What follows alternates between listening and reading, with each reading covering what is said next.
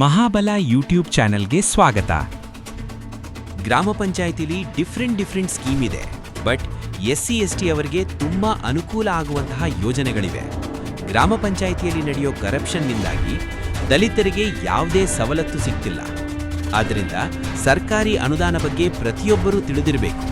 ಆದ್ದರಿಂದ ಇವತ್ತು ಒಂದು ಮುಖ್ಯ ಮಾಹಿತಿ ಬಗ್ಗೆ ತಿಳಿಸುವೆ. ಗ್ರಾಮ ಪಂಚಾಯತ್ ಸ್ವಾನಿಧಿಯಲ್ಲಿ 25%ಗಿಂತ ಕಡಿಮೆ ಇರದಷ್ಟು ಹಣವನ್ನು ಪರಿಶಿಷ್ಟ ಜಾತಿ ಮತ್ತು ಪರಿಶಿಷ್ಟ ಪಂಗಡಗಳ ಅಭಿವೃದ್ಧಿಗೆ ಕಡ್ಡಾಯವಾಗಿ ಬಳಸತಕ್ಕದ್ದು.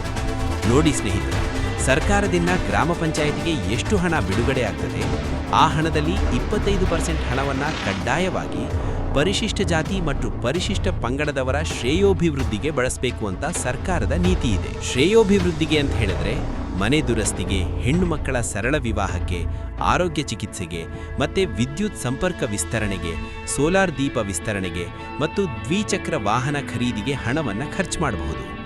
ಮತ್ತೆ ಈ ಯೋಜನೆಗೆ ಹಿಂದೆ ನೀಡುತ್ತಿದ್ದಂತಹ ಹಣ ಕಡಿಮೆ ಮೊತ್ತದ್ದಾಗಿದ್ದು ಮತ್ತೆ ಅದನ್ನು ಪರಿಷ್ಕರಣೆ ಮಾಡಬೇಕು ಅಂತ ಹೇಳಿ ಸರ್ಕಾರಕ್ಕೆ ಮನವಿಯನ್ನ ಸಲ್ಲಿಸಿದ್ದಾರೆ. ಎಲ್ಲರೂ ಸಹ ಯೋಜನೆಯನ್ನ ಬಳಸಿಕೊಳ್ಳಿ. ಧನ್ಯವಾದ.